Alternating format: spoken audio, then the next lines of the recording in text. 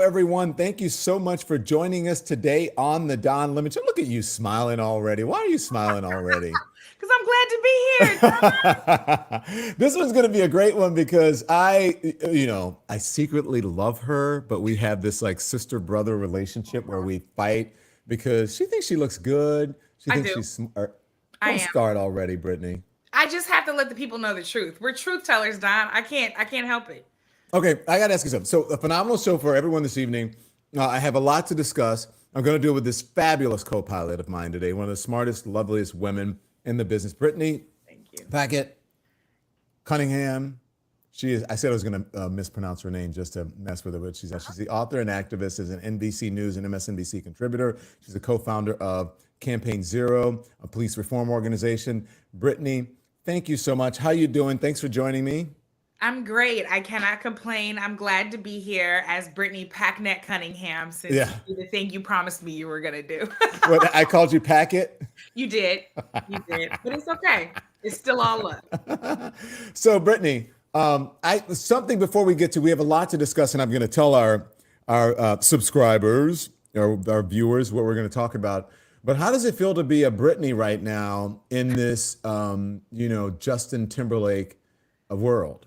Listen, all I'm going to say is that one Britney Spears and one Janet Demita Joe Jackson are experiencing the kind of vindication that women throughout history have been deprived of. Hmm. I'm not saying that I ever want folks to be in trouble with the law, but what I am saying is that it seems like we're in an era where people's past sins are definitely coming back up.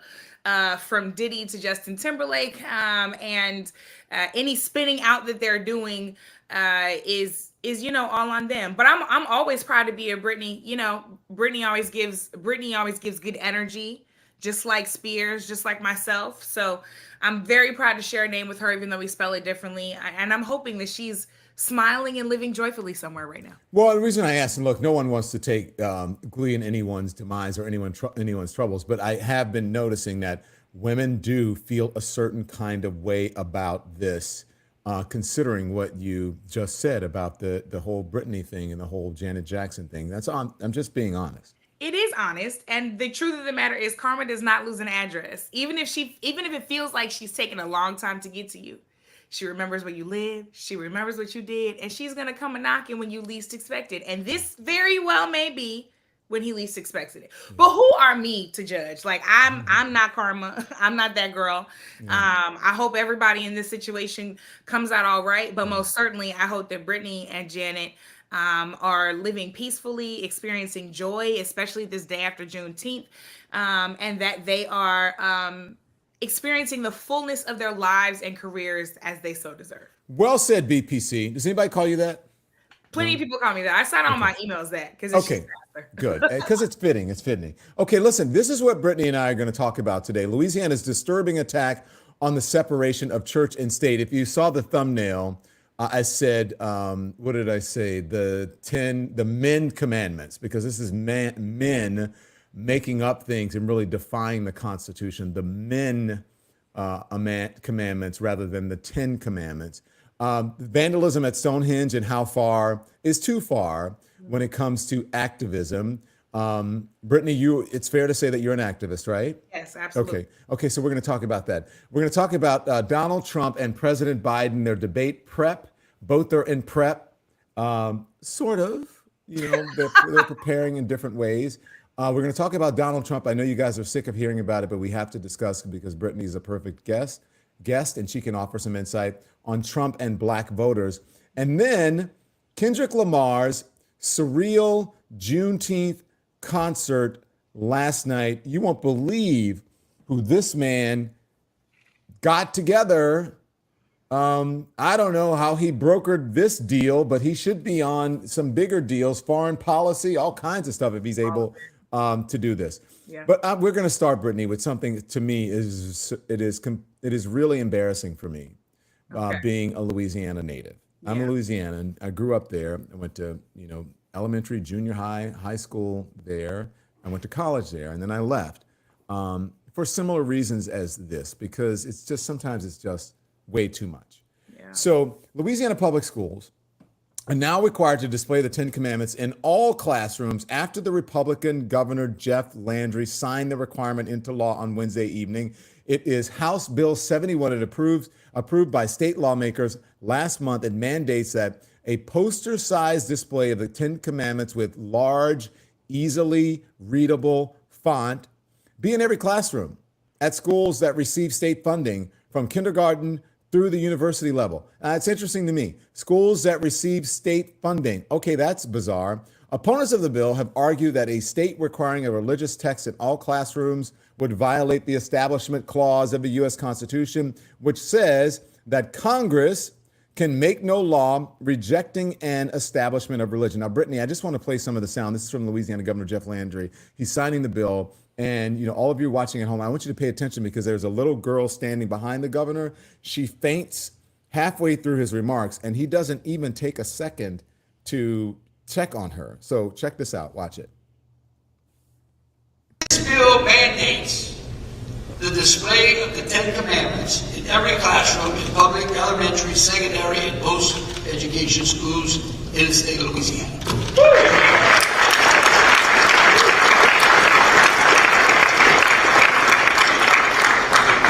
Because if you want to respect the rule of law, you got to start from the original lawgiver, which was Moses. All right. That's right. He got his commandments from God. Rule for us. All right. I really don't know what to say, Brittany. I'm wondering if this video is, I mean, if it doesn't really just perfectly sums up the situation that is Louisiana right now. It's 50th in crime, 49th in infrastructure, 47th in education, 46th in quality of healthcare. The state's teen birth rate is nearly double the national average. They have little girls fainting on television, and this is what that's what the governor's answer is, to blow up America's separation of church and state. What the is going on here? Well, what's going on is that he is carrying the water of white supremacy very dutifully, that he understands that the agenda is to not only block all of the progress that has been made over the last several years, especially under Democratic leadership at the state and national level, especially given the depth of work that organizers and activists have done from Louisiana, from Baton Rouge to New Orleans and all across Louisiana, that his job is not only to stop those things, but to reverse course, right? So once all those Confederate monuments started coming down, and once people had the nerve to walk around saying Black Lives Matter and that Alton Sterling, who was killed by police in Baton Rouge, should still be alive. Once people had the nerve to say, hey, this is a state that people of color, Black people, Asian people in particular, have made what it is, and those folks should have their full inalienable rights as is promised to us by our founding documents. As soon as folks started to have the audacity to look like me and you and to declare and decree those things, that people like Governor Landry and the party to which he belongs said, enough is enough. We have to make sure that we establish the status quo so clearly that it cannot be pushed back again. This is what always happens when there's that period of progress. And so he's following the agenda. Yeah, but you said it's white supremacy. Is it white supremacy or is it religious supremacy? Or, you know, maybe one and the same or both. I don't know. But it seems like it's religious supremacy because I can't imagine. But go on. I mean, do you think I'm wrong with that assessment? You actually think it's white supremacy? I don't think you're wrong at all, because it's a both and. The truth about white supremacy is that it is both a system and a culture, and it uses every tool it can use at its disposal. So we're talking about Christian nationalism when we're talking about white supremacy. We're talking about patriarchy. We're talking about heteronormativity. We're talking about xenophobia. We're talking about all of the things that support this system to ensure that white, straight, Christian, cisgender, able-bodied, wealthy men are able to continue to rule the nest as they see fit. So the Ten Commandments in the classroom is, of course, not actually even about God. It's about power. It's not about loving your neighbor. It's not about establishing some kind of moral code. It's not even about taking care of little girls who faint right behind you when you're signing the bill about the Ten Commandments. No, it's not about Jesus' example at all. It is about maintaining power and then training children to follow you in that path. Okay. Here's what I have to say. I mean, look, the whole reason that we became America, right, is so that we wouldn't have a monarchy, we could have religious freedom in a country that is a democracy. And so I wonder if they would be as open to allowing verses from the Quran to be displayed in classrooms. I'm just saying, because for people in our audience, I'm sure there are people who are saying, who think the Ten Commandments posted in the classroom may be no big deal. Now, I do think it is no big deal in one way, because I went to a parochial school, I went to a Catholic school. In a Catholic school, you're going there because it's, right, there's a religious teaching. Yeah. But in a public school that has public funding, there's supposed to be a separation. So if you're going to allow this, does that then open up the door to other people? And what sort of message does this send to Jewish kids, perhaps, or Muslim kids, perhaps, or Jehovah's Witnesses, or Seventh-day Adventists, or non-religious people, atheists. just yes, yeah. Or if you're a Sikh, right? Yeah. Or if you have lesbian or gay parents.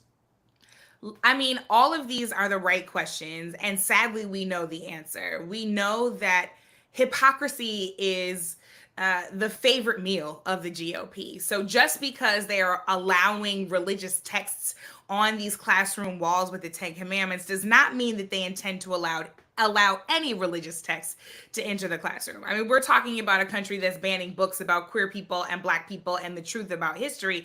It's not as if this party is really beholden to or committed to actually making sure that we spread a diverse truth around a diverse country. So yeah, if they wanted to put verses from the Quran or portions of the Torah or the Talmud or things from Buddhist traditions, these are never going to find their way up onto the wall. They will find some kind of loophole, or they will just push it back because they don't actually care about being hypocritical. They know that we know they're hypocritical, but they do it anyway. I really wish the shining the light on their hypocrisy would stop them from doing it, but that will require shame.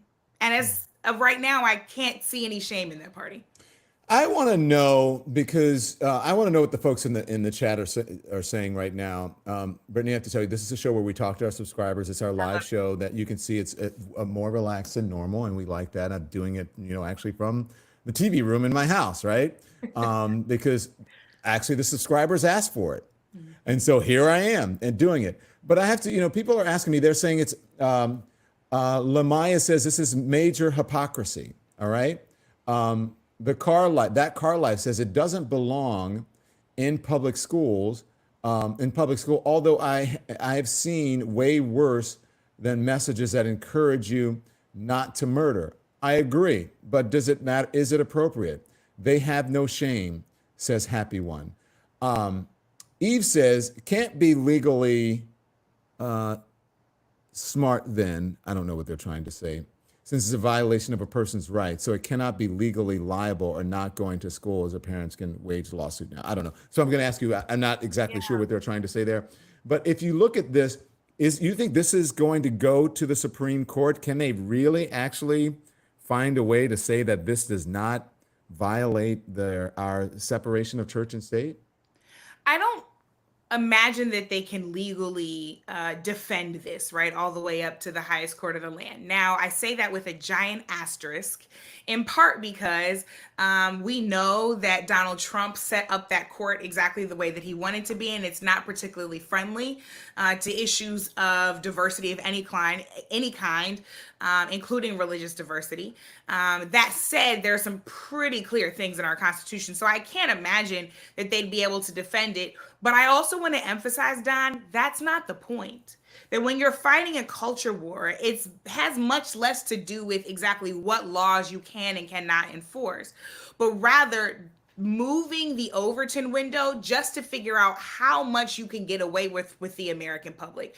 So if in the next month or so, we feel like the most outrageous thing we've seen is this governor of Louisiana trying to put the Ten Commandments in schools, then some of these other more polite or secretive or hidden forms of discrimination, of racism, of anti-Blackness, of oppression, they can go under the radar, they can go unnoticed, and they they can even start to feel a little bit normal. So there is something deeper afoot here than just actually trying to establish this law. You can probably see this book behind me called The Black Church and the African American Experience. This was actually the textbook that my father used to teach from. He was a pastor of a very historic Black church in St. Louis where I grew up, and also taught liberation theology and Black church history. So as somebody who comes from that tradition, I am very clear that their use of the 10 Commandments actually has nothing to do with any kind of moral belief. Like I said, it has everything to do with power.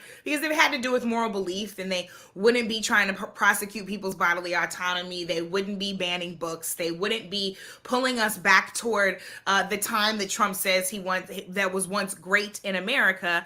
And yet, when my father taught from this textbook, young people elected into taking that class. It was their choice to sit in a classroom and discuss church doctrine, Christianity every single day. And that should continue to be the law of the land, whether you're K through 12 or in college. Yeah, look, if you go to a Catholic school, if you go to Hebrew school, if you go whatever, of course you're gonna have whatever your religious doctrine, and that is, but you know that going in. A public school, that's not part of the thing. That's not part of the plan.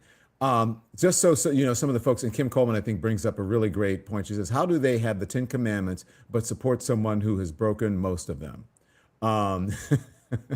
Who clearly doesn't even read the book that they're in, right? Hello, 2 Corinthians. Carol White says, before people can act more godly, I think they need to act more human. Just saying, right? So it's true. Be kind to one another. They need to stop it. Here's a verse. Be kind to one another. They need to stop it, says Rachel. Listen, and don't get me wrong. I'm not saying that I, don't believe in the 10 Commandments. What I'm saying is don't be a hypocrite. That's right. Don't say that you believe in the Constitution. You believe in the separation of church and state. And then all of a sudden this happens. Okay, let's talk about activism. Okay. Because this happened at Stonehenge, this vandalism. You've been seeing people, all over, they've been sort of desecrating or, violating somehow, attacking paintings and artwork or whatever to get attention. Stonehenge is the latest cultural landmark to be targeted by the Just Stop Oil environmental activists who yesterday sprayed an ancient site with an orange powder paint. A spokesman for English Heritage, which oversees that monument, issued a statement reading, "Orange powdered paint has been thrown at a number of the stones at Stonehenge. Obviously, this is extremely upsetting, and our curators are investigating the extent of the damage. Stonehenge remains open to the public." At a press conference yesterday evening, Wilshire police said, "We have arrested 2 people following an incident at Stonehenge this afternoon. Our inquiry is ongoing." Brittany, I want to play some of the video of the act itself, and then I just want to pick your brain, especially given the work that you do as an activist. Here it is.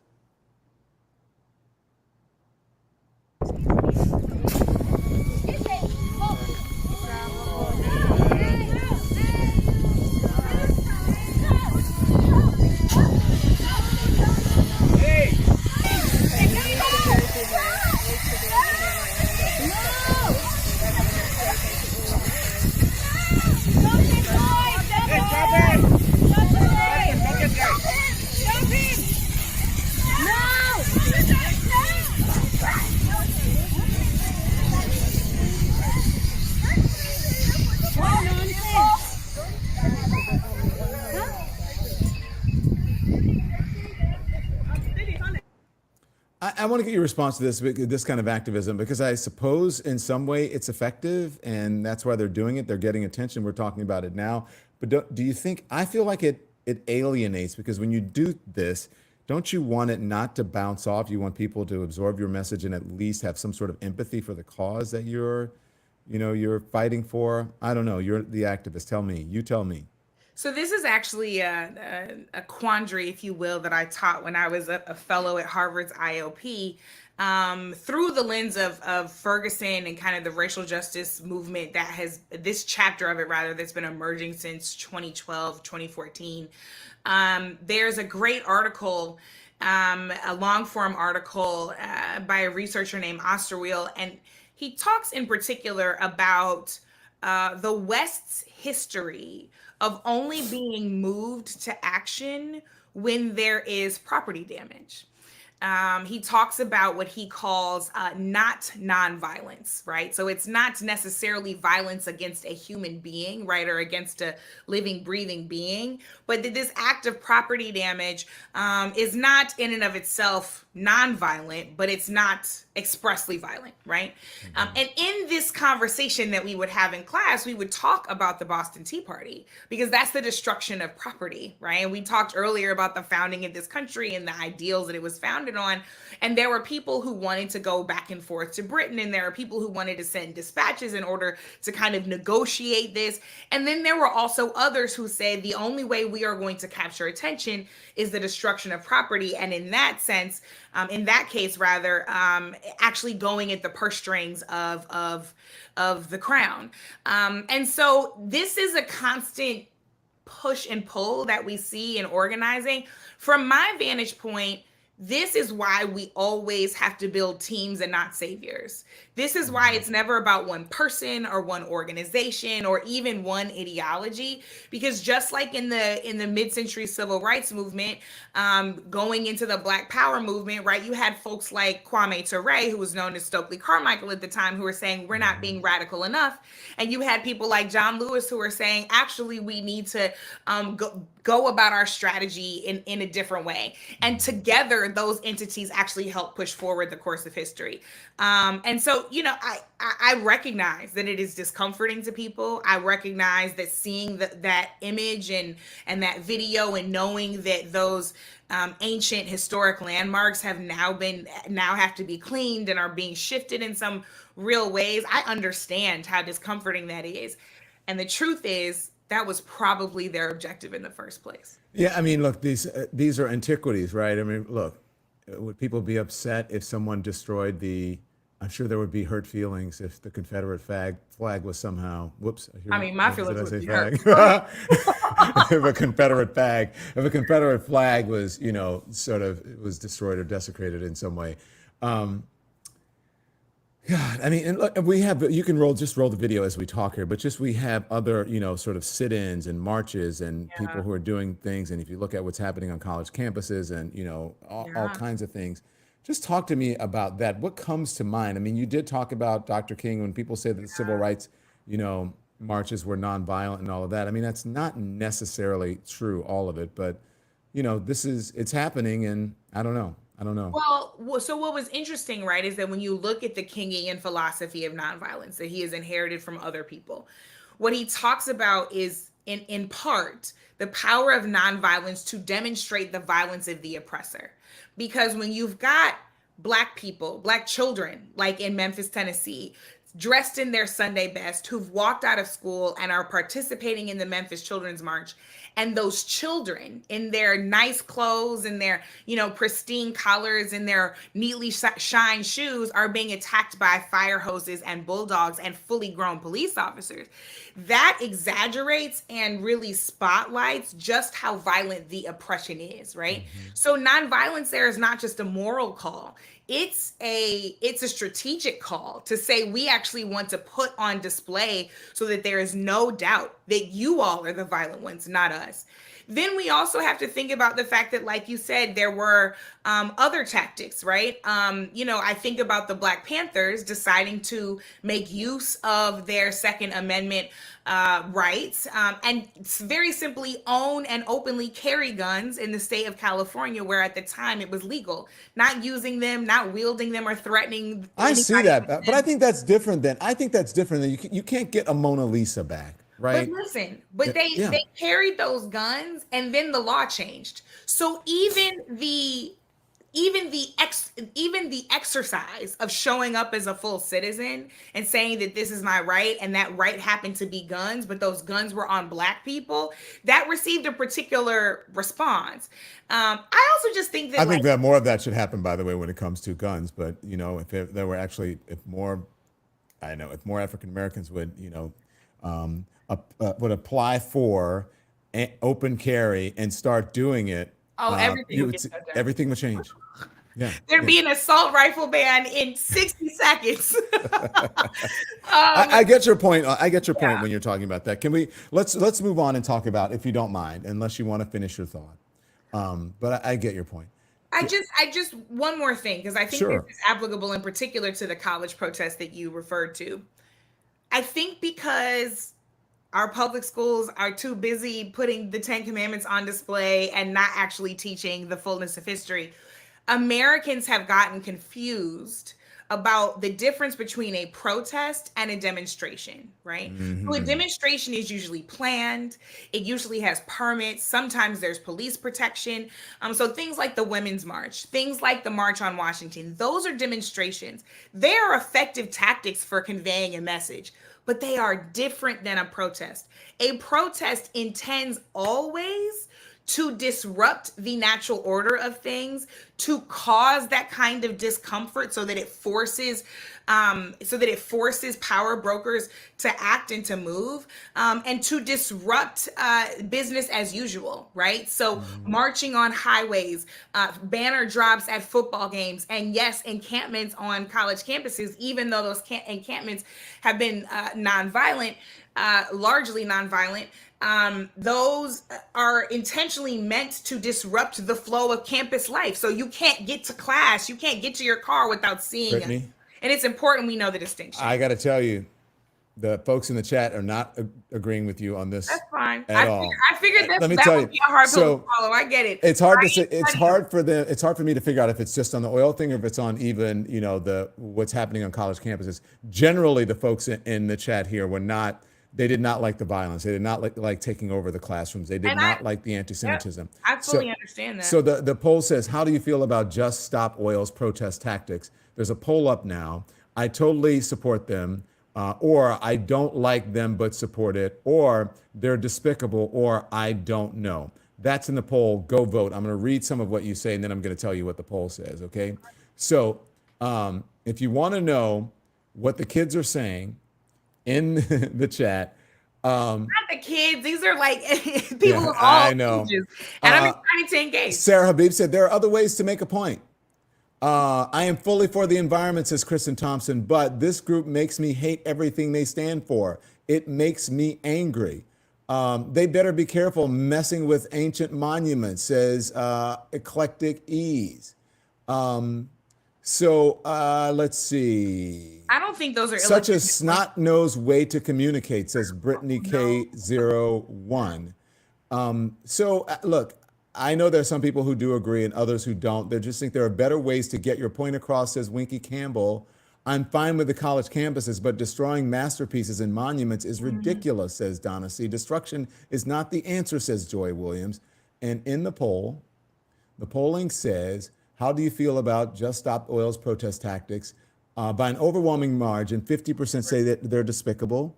Yeah. 27% is next, saying I don't know. 13% say I don't like them, but I support it. And I totally support them is only 10%.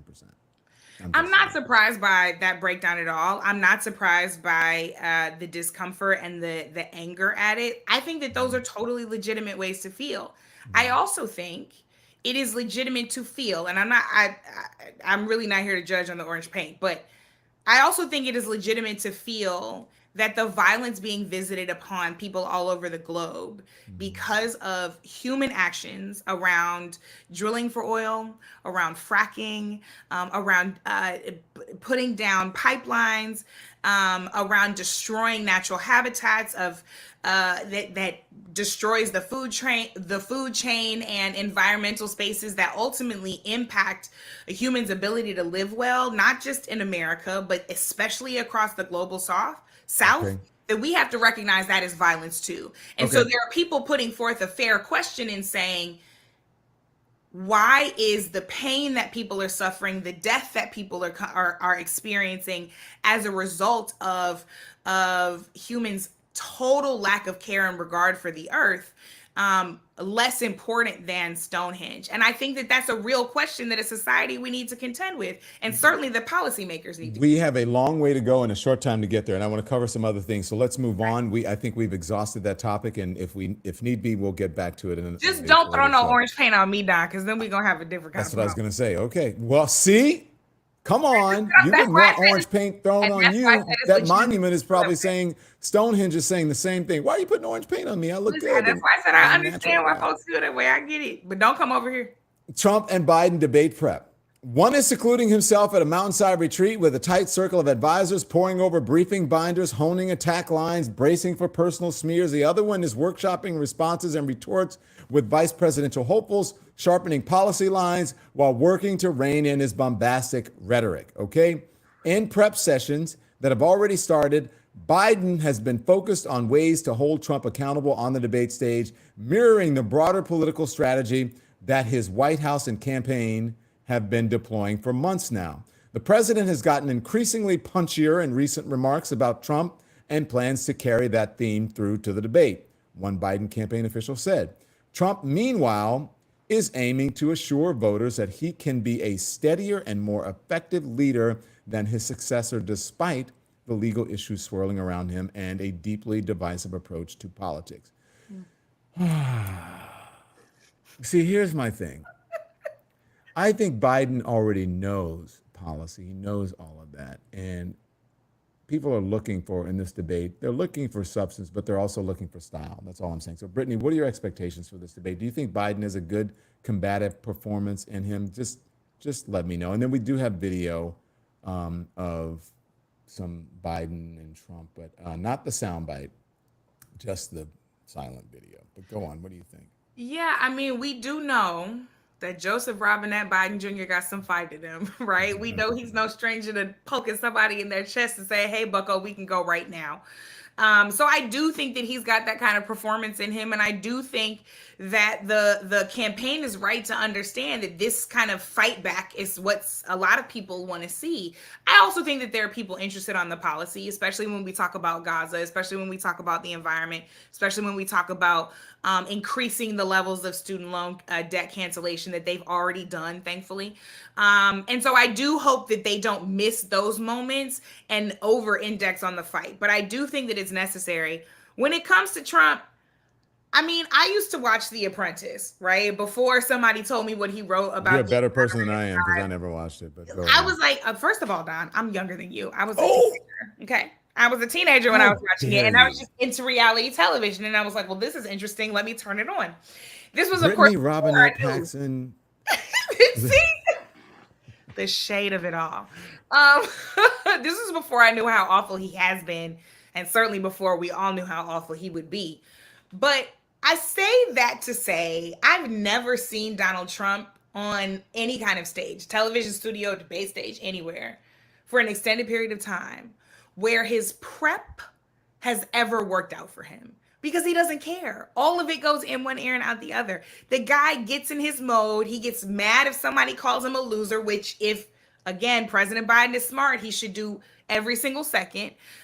He should be reminding him he is a convicted felon with many more trials to come. He should remind him that he can't even stay awake in court. He should remind him that he has to keep going and getting these wild tans in order for us to think he's young. But if we want to talk about age, they're both old, right? Like, he should keep hitting him every second. He needs to be like Kendrick Lamar out on there, bring all his friends, all the references, everything, so that he makes it, so that he puts Trump on the defensive in that way, and then lets Trump be Trump, right? Then shows everybody exactly who he is. And then Biden should come back around and make very clear the explicit distinctions between the two of them. Because yes, one guy might not do everything that I want, and one guy might not be serving me the meal that I want always. But the other guy, as Van Lathan recently said, might try to poison me. Okay, so you know we love Van, right? We love the Higher Learning podcast. I can't tell you how many people recently have expressed their anxiety about Biden's, so-called cognitive decline, because you hear about it so much in the media, especially right-wing media. I mean,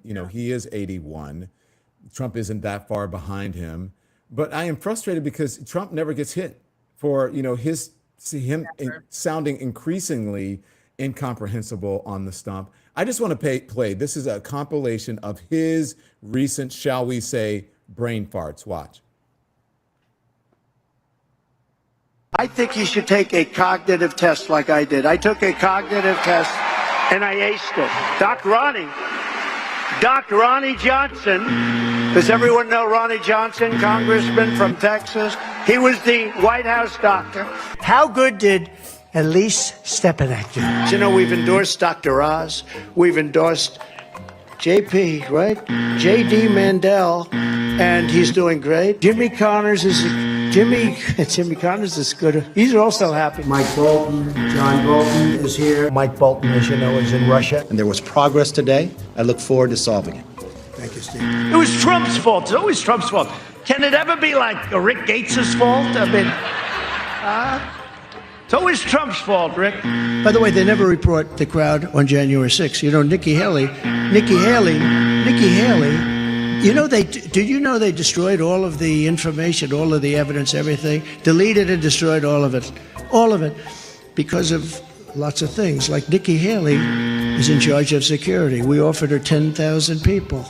We have some of our great business leaders and leaders, period, right behind me. I may ask Marilyn Lockheed. We appreciate it very much, Tim Apple. Yes, please, Mr. Kurd. Thank you very much for your time. You know what was interesting? Joe Biden won against Barack Hussein Obama. Has anyone ever heard of him? Arrest their leading. Okay. Not him trying to change election results again. Okay, so but then how come he never gets hit for that? Why? And that's what I say. But people still love it, even that though he's got it wrong and he's showing some cognitive weakening there. Instead of saying, "Oh my God, he's old," people are like, "Oh, he's hilarious," and they love it. So what gives here? Okay, I'm gonna say a thing that we're not supposed to say, but there are certain folks in the media class, the folks who write the headlines in particular, who know that a Trump presidency is good for business. Like, if we're going to keep it a buck down and just like, listen, we're on YouTube, right? We're not beholden to anybody right now. Right. There are folks who would be totally fine having Donald Trump back in office because their bank accounts will be fine.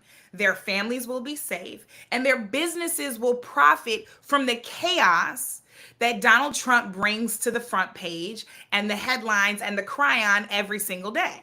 This is what happened between 2016 and 2020. There are a lot of folks who got very wealthy by making Trump the star of their programs, even if it was just to tear him down. But it still continued to increase his visibility in ways that were dangerous for the rest of us. So, like, if we're going to be honest, there are some folks, I'm not saying everybody in the media class, but I am saying some people are perfectly fine with the Trump presidency. Some of them, their policies may actually align, right? Their politics may align, but for others, they see Trump as a good business case. I do think that the tenor and the appetite of America has changed drastically in that we don't want Trump all the time, even if it is to make fun of him, right? I think we see these kind of videos that you just put up. We want to talk about them and then we want to move on to other parts of the conversation to make sure that he's never in office again. The other thing I'm going to say, and this is, I don't necessarily think we're thinking about this, but the way that you and your team put that together, it actually made me think both of his age and his capacity for leadership, but it also made me think of Sarah Palin. Like I just said, this is not a guy who's paying attention to his prep. He's not reading the briefing documents. And if he's not reading the briefing documents ahead of a rally or a debate, then he's probably not reading them ahead of, I don't know, conversations with people who are talking about the nuclear football. That is terrifying. But Brittany, I think that goes along. Look, and by the way, we have to think that the Midas Touch Network put together that video. We just aired it. So we want to give, and we love the Midas Touch folks. We love them. We love them. Love them. They keep it a buck every time. Yeah, the mighty Midas guys over there. We really appreciate them. They're our friends. But I mean, I think that is built into it. That's what people love. It doesn't matter to them. I'm just wondering why it doesn't matter to them. Is it because the bar is set so low? Is it just because he says it with energy and he laughs it off? Or is it because he doesn't really have to operate with facts because people don't take him seriously? So I don't know what it is, but the man gets away with it. He does get away with it. And some of this, in some ways, is about how we often hear that Democrats fall in love and Republicans fall in line. No matter what wild things he says, is he going to carry the agenda forward? Is he going to stack the court the way that he did last time? Is he going to pass the bills that we want? Is he going to come out against everything from, trans kids playing sports to the ability to protest even non-violently and peacefully, right? Is he going to carry the water of white agenda or not? That's all people really care about. They're willing to fall in line with that. Certain people are willing to fall in line with that, no matter how wild he is and what he says. I had a colleague once who said to me, look, it wasn't Trump, the guy that I voted for in 2016. It was his policies. And they were trying to draw the distinction to say he might be spiteful and hateful and vengeful and bigoted, but his policies were things as a conservative I agreed with. So I said, okay, so you agreed with the Muslim ban? Okay, so you agree with this was a pro-choice conservative. You agree with knowingly stacking the court to ensure that Roe would be overturned. Like every time I came with one of those questions, the philosophy of I'm voting for the policies, not the man, fell flat, but it didn't matter because she voted that way and she'll vote that way again now because she's going to fall in line. And her party said, this is the guy who's going to carry the agenda, even if it's not the guy that we like the most. Brittany, can you please tell the folks out there? Great again. Then maybe we can get somewhere. You need to tell the folks out there they need to hit the thumbs up button, right? And the like and subscribe because it affects the algorithm. It does. Correctly. And by the way, just within a short time, we are, by the way, Lemonheads, Lemon Nation, we're at 180,000. Oh, bravo. Isn't that amazing? That right? is Just in this short time. Because we just went on. It was just yesterday we had that interview with Elon Musk, and then now. And everything changed. And the whole thing changed. But it's all good. We love you over here. Thank you very much. I really appreciate that. So make sure you hit the thumbs up. Yeah, congratulations. It's all because of you guys. Yeah, on to 200,000, and we're hoping that we get there by July 1st. So with your help, we can do it. Okay, so here's the thing. I had Anita Turner on, I had Jamel Hill on, I had Tara Setmeyer, like three badass women of color there. And we talked about how black women are like, I ain't supporting him. They know. I even had... yesterday, it doesn't have to be. White men, black men, they all know the truth. They're like, you can't fool black women. They're not voting for Donald Trump. But then you see in the polling that Donald Trump could get 17 to 20% of the black vote. That's probably mostly men. Are you buying those polls? Does that concern you at all? I'm not buying those polls. I think that there are other things that we need to be investing in when it comes to mobilizing, engaging, and listening to the black community and black voters. But I don't believe those polls at all. First of all, when you dig into the numbers of some of those polls, the representation of black men in those actual subsets, the sample size is not quality, right? Mm-hmm. Second of all, we know that the way that some of these polls, not all of them, but some of them are conducted are not actually built to reach people in lots of different neighborhoods, regions, socioeconomic status, circumstances, et cetera. So that again leaves certain black male voters just out to pasture and they're not being covered. Third of all, though, there's always going to be a proportion of black people, black men in particular, but black people broadly, that will vote for the GOP. Like they're falling in line. No matter who's at the top of the ticket, they're falling in line. But that percentage has never been 17 to 20%. And especially after living through Trump, watching Trump on air every single day, watching him on trial, watching him try to attack black prosecutors, right, who are the ones that have taken him down in Georgia and in New York, watching the way that he called the New York attorney an animal, right? Like these are things that ring out to us. Black voters don't just care about policy, although we care about it a great deal. We also care about character because who you show up as is who you will be once you're in that seat. And so when policy questions that we cannot currently predict come up, it's your character that will dictate to us what's possible for what you'll do in that position. And his character is as flawed as it comes, right? It's full of words that I can't say on your broadcast because I want you to get up to that 200,000. So, I don't actually see it happening. I do not put trust in those polls. I do think that we have to continue to invest in the black community, though, because as I am out on the ground and as I am engaging with voting rights groups and voters and looking at numbers that black organizations are pulling together, the choice is not between Biden and Trump for some people.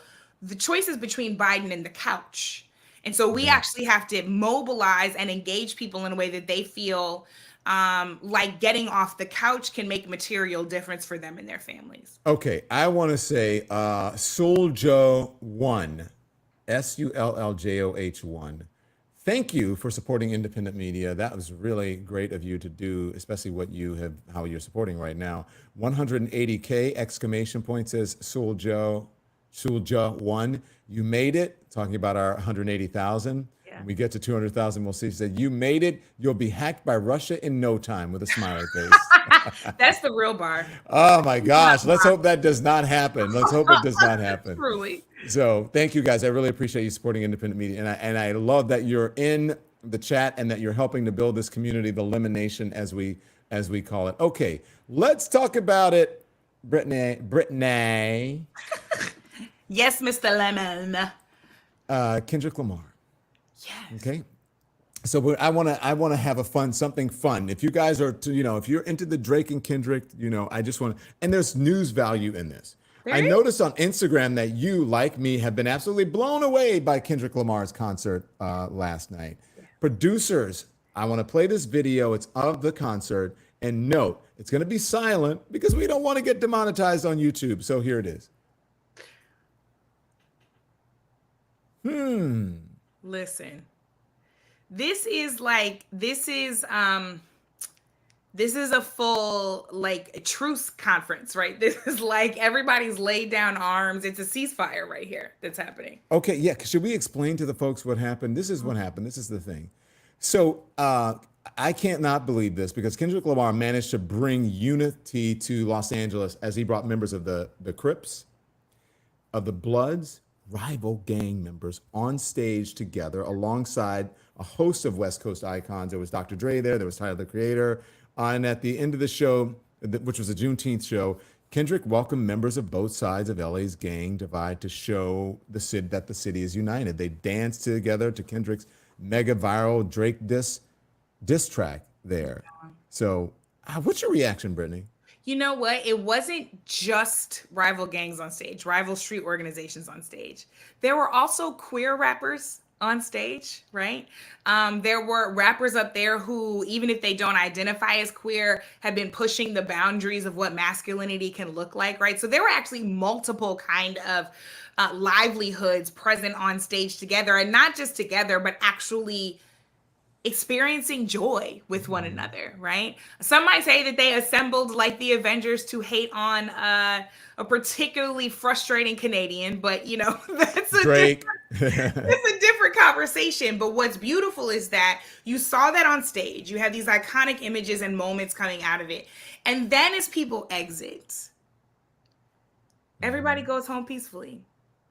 The energy that was on stage at that show carried over into Los Angeles that night. My friend Tamika Mallory, who's an incredible activist, I know you know Tamika, I do, made this point on Instagram saying that everybody was safe going home. There was no violence. There were no issues. And my prayer is that energy spills out onto the streets of LA and the streets across the country, in understanding that we can build the families of our choosing without engaging in intra-community violence, and actually show up and invest in one another, which is what happened last night. This is what I want to say, because I want to share a tweet. Wait, did you put out your tweet on your Instagram, or was this just an Instagram post? Probably Instagram. My Twitter is locked. I haven't been messing with X for a while. I get you. I get you. So, and it says, quote, Bloods and Crips were dancing together on a global stage on Juneteenth, unified against an antagonistic Canadian. Yep. Put that man in charge of foreign policy, give him the keys to the city, and crown him. My God. That's my friend Candace Bimbo, and she always hits it right on the nose. But that really is it. There are so many folks and, different organizations or warring factions or parties and countries that can't get together. And Kendrick Lamar had everybody up on that stage having a good time, and then played Not Like Us 5 times, right? The vibes were so immaculate that nobody even got bored with what they were there to do. They were like, oh, keep it going. Keep the party going. Keep the vibes going, right? We're going to step this way, step that way. We're going to do it all, and we're going to do it together. Yeah, put him in charge of something. Put him in somebody's cabinet, cultural ambassador. I don't know. One Boo Boga says, I am from Cali. This was major. It was major. It was major. Oh, wait, what are Canadians are talking about? Here's the thing, though. I said to you, don't get mad, because remember when Kendrick won that Pulitzer. By the way, would you like to go to a Kendrick concert together? Absolutely. You would. Let's do it. Two warring factions. I'm just playing. Okay. Well, you gotta work for it. I think it might be easier for me to get like some great tickets or Okay. a backstage pass. Let me show Well, you let's why. go. Do you remember Kendrick got the Pulitzer? Yeah. Well, I just want to play this video for you. Let's see who was there.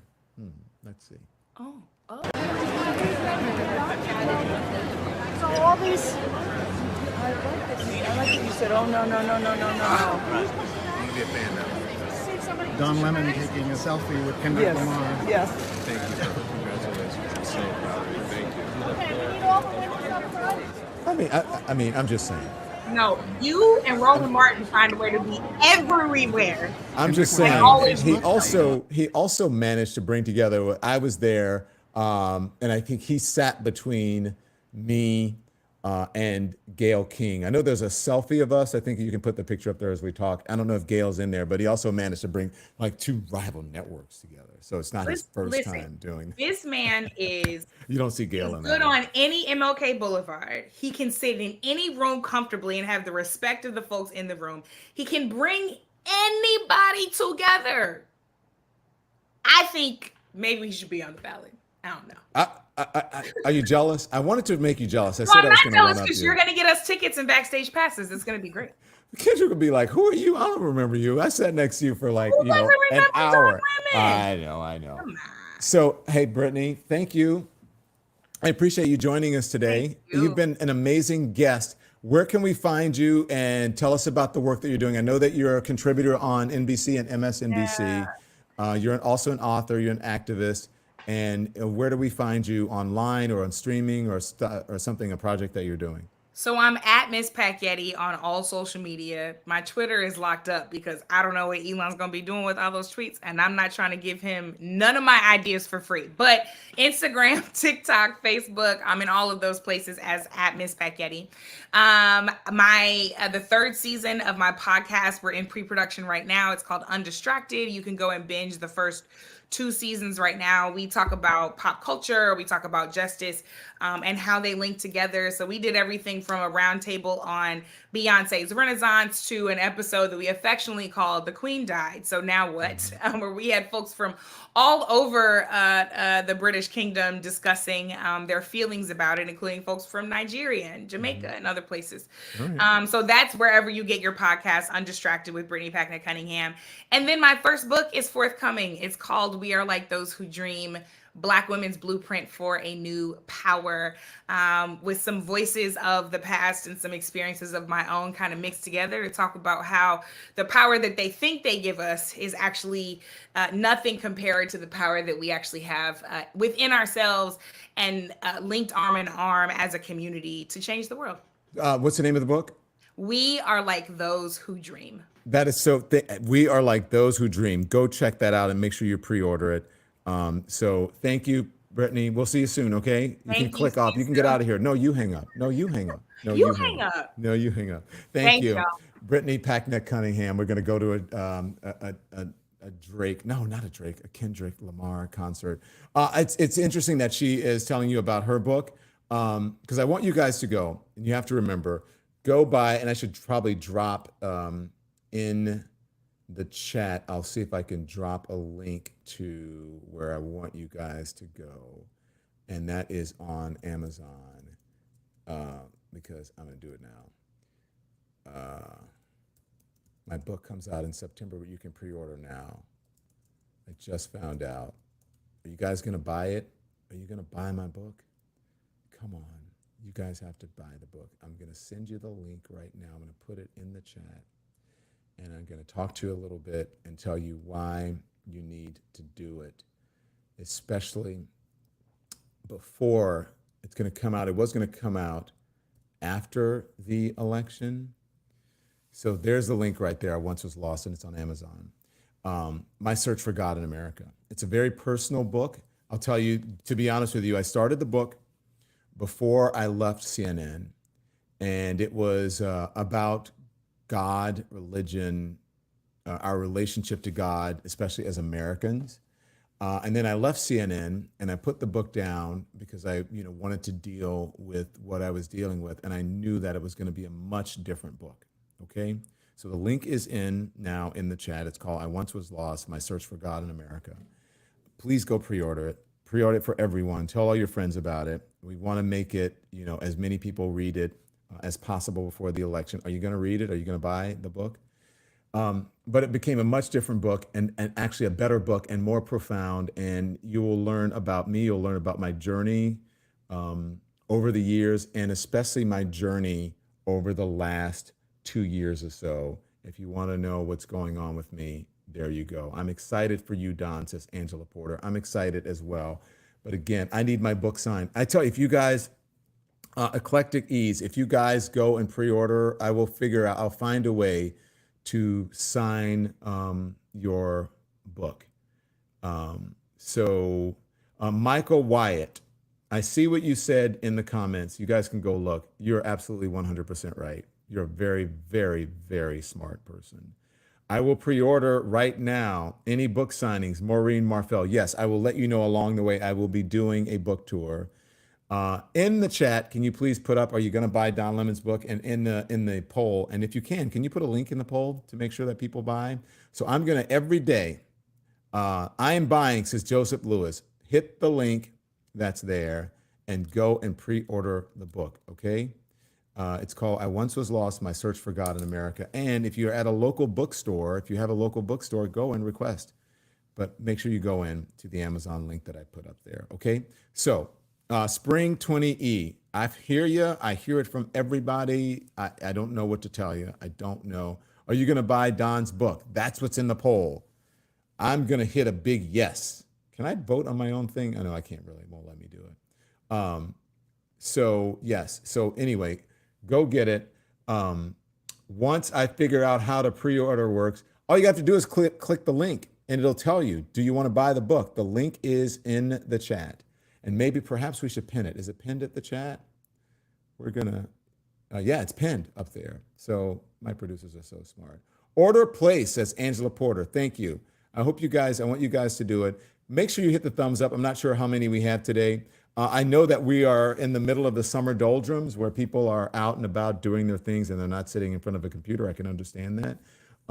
So make sure you hit the thumbs up. Make sure you like and subscribe because we've reached our goal of 180. The next goal is 200,000 subscribers. So thank you all. I appreciate it. I'm going to run. I got to go take care of some business. I'll let you know what it is later. It's very interesting and you're going to, I'll tell you what I'm doing. But anyway, thank you guys for joining. I'm going to see you back tomorrow at 5 o'clock. Make sure you like and subscribe, hit the thumbs up, and make sure you go in that. It's pinned at the top of the comments. We're going to put it on the community page. Make sure you go and pre-order the book. Okay. Thank you, Kathy McGuire. Great show. I agree too. All right, Elimination. I love you. I'll see you tomorrow.